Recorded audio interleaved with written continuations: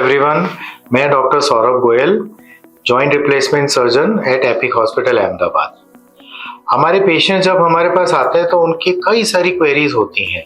उन्हें बोल दिया गया होता है कि जॉइंट रिप्लेसमेंट कराने की ज़रूरत है, सेकंड ओपिनियन के लिए भी आते हैं, इस उम्मीद में भी आते हैं कि हम ऑपरेशन के लिए शायद ना बोल देंगे। उनका अपना प्रश्न, उनके अपने डाउट्स अपनी जगह पर हैं, पर फैक्ट्स अपनी जगह पर हैं। फैक्ट्स में ये है कि ऑपरेशन कराने के लिए कोई एक तो उम्र नहीं होती है कि बहुत यंग एज में हम ऑपरेशन करा सकते हैं, नहीं करा सकते हैं, ओल्ड एज में नहीं करना चाहिए। एक्चुअली जो इसका ट्रीटमेंट होता है, अगर आपका जॉइंट इतना बिगड़ चुका है कि आपके एक्सरे के अंदर बोन टू बोन आर्थराइटिस जिसको हम बोलते हैं वो हो गई है, आपकी चाल बिगड़ गई है, डे टू डे एक्टिविटीज़ आप नहीं कर पा रहे हैं, अपने खाली बाथरूम जाने के लिए भी या घर के अंदर भी अपने चलने फिरने के लिए भी आपको मदद की ज़रूरत होती है, आधा किलोमीटर भी आप चल नहीं पाते हैं, 10 मिनट खड़े नहीं रह पाते हैं, तो शायद आप नी रिप्लेसमेंट के कैंडिडेट हैं। अगर इसमें से काफ़ी क्वेश्चंस का अगर आंसर हाँ में है तो फिर आपको नी रिप्लेसमेंट करा लेना चाहिए।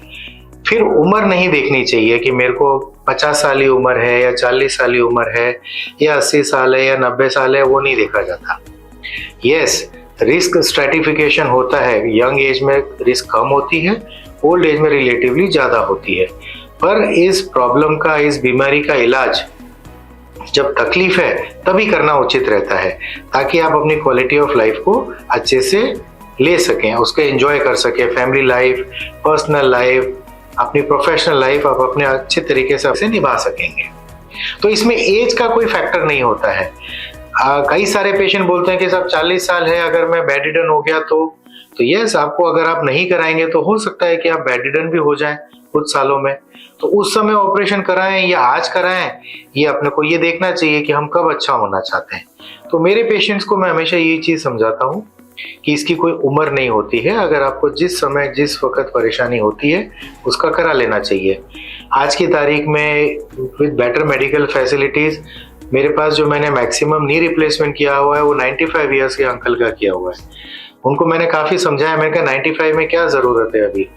वो बोलते हैं कि बेटा मैं जितना जीना चाहता हूँ, अपने पैरों पर चल के जीना चाहता हूँ, मुझे किसी चीज़ की मेरे पर कोई जिम्मेदारी नहीं है, मैं चलूंगा तो अपने मर्जी से चलूंगा। इनफैक्ट वो फिएट भी चलाते थे, अपनी कार चलाते थे कि मुझे तो गाड़ी भी चलानी है, मैं तो शौक के लिए कराऊंगा ऑपरेशन।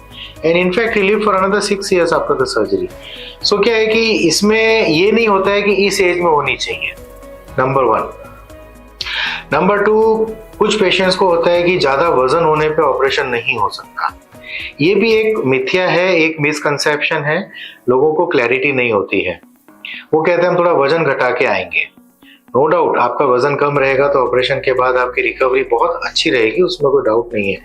बट आप वजन घटाएंगे कैसे? आप चल तो पाते नहीं हैं।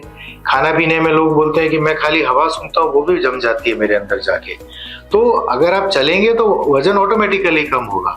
मेरा मैक्सिमम जो 146 kg का पेशेंट का ऑपरेशन किया था, वो एक अफ्रीकन पेशेंट था, केनिया से आया था। खाने पीने का वो लोग बिल्कुल भी ध्यान नहीं रखते हैं, बट इनफैक्ट सर्जरी करने के बाद में उसने 3 महीने में 25 किलो वजन उतार लिया जस्ट बाय वॉकिंग। एंड उसके हर साल मेरे को न्यू ईयर पे, क्रिसमस पे मैसेज आता है, and he always sends me a video कि मैं दौड़ रहा हूँ, भाग रहा हूँ, thanks to all of you and thanks to God. तो इसमें वजन का भी कोई लेना देना नहीं है। कुछ पेशेंट्स होते हैं जिनको प्री डायबिटीज होती है या डायबिटीज होती है, हार्ट की प्रॉब्लम है, ब्लड प्रेशर है, ओवरऑल मेडिकल प्रॉब्लम्स काफ़ी सारे हैं।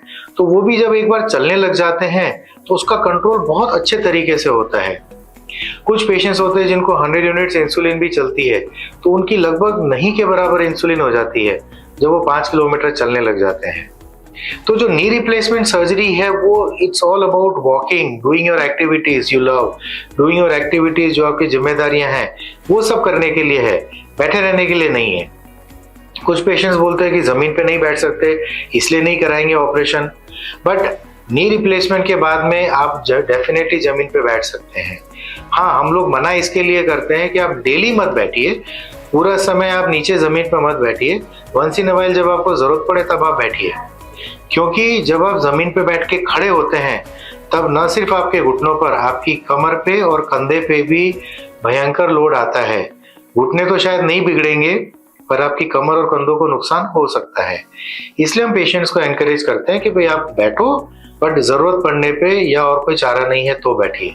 घर में कोई पूजा है या कोई आपके शादी ब्याह है या कोई ऐसा प्रसंग है जहाँ बैठना ही पड़े तो वहां बैठिए, पर डेली एक्टिविटीज में मत बैठिए।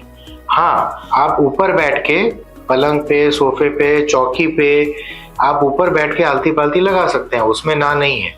बट नीचे बैठ के जब खड़े होते हैं तब जॉइंट पर सीवियर लोड पड़ता है, तो उसके लिए फिर हम लोग डिस्करेज करते हैं। बट यस, कभी जरूरत पड़े तो आप बैठ सकते हैं। सिमिलरली कुछ पेशेंट्स का होता है कि इम्प्लांट की लाइफ होती है वो बहुत कम होती है, 10 साल 5 साल ही होती है। ये एक्चुअली बहुत गलत बात है, बहुत बड़ा मिसकंसेप्शन है।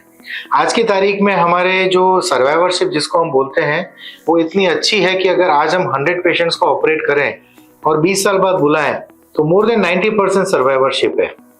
तो ये हमारे टेक्निकल टर्म्स में बोले, बट अगर हम एक नॉर्मल लेमैन की भाषा में बोले तो जॉइंट की आयु आज की तारीख में 30 वर्ष या 30 से भी ज्यादा भी है। रोबोटिक सर्जरी उसकी लाइफ और बढ़ा देता है, तो नई टेक्नोलॉजी का लाभ भी मिलता है, तो जॉइंट की लाइफ बहुत अच्छी है। अगर सपोज आप 50 की उम्र में या 40 की उम्र में कराते हैं और इम्प्लांट अगर 30 साल चलता है तो शायद 70 साल पे दोबारा रिप्लेसमेंट की जरूरत शायद पड़ेगी। तब ये दुनिया भी है कि नहीं हमें नहीं पता, हम भी है कि नहीं पता, पर 30 साल आपके अच्छे निकलते हैं। 30 साल के बाद अगर करना पड़ा तो उस समय की टेक्नोलॉजी बहुत एडवांस्ड होगी और आपको बेनिफिट मिलेगा। ये 30 साल आपके बहुत अच्छे निकलेंगे या 40 साल बहुत अच्छे निकलेंगे। तो जिनको सर्जरी रिक्वायर्ड है उनको डिले करने का कोई एडवांटेज नहीं मिलता है।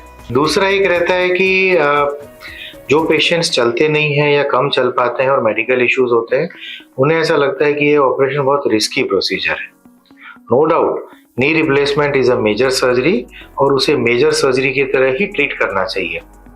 बट आज के टाइम पे जो मेडिसिन हैं, जो फैसिलिटीज हैं, जो टेक्निकल नो हाउ है, जो मिनिमल डिसेक्शन से सर्जरीज हो रही है, तो बॉडी पे लोड बहुत कम पड़ता है, तो complication rate is less than 0.5% या 0.25% रहती है। तो प्रैक्टिकली इट इज जीरो। हम लोग जिन प्रकार के ऑपरेशन थिएटर्स में ऑपरेट करते हैं, मेरा जो क्लिनिकल प्रोटोकॉल है, सर्जिकल प्रोटोकॉल है, टीम का जो प्रोटोकॉल है, मेरी इन्फेक्शन रेट प्रैक्टिकली जीरो है। तो इन्फेक्शन रेट जीरो है, कॉम्प्लिकेशन रेट मिनिमल है, तो it's not a very risky procedure. It's a risk which is definitely very much worth taking.